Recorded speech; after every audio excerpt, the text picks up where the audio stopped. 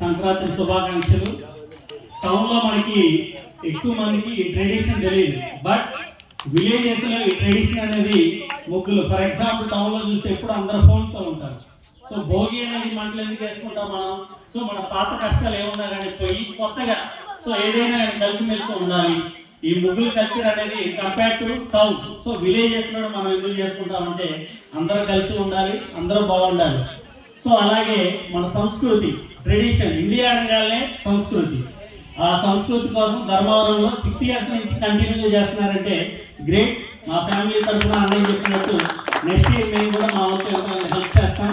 అలాగే భారత్ అన్నయ్య హైదరాబాద్ నుంచి, మేము నర్సాపేట నుంచి, ధర్మవరం ప్రజలు ఇక్కడికి మమ్మల్ని ఇన్వైట్ చేసినందుకు హ్యాపీ.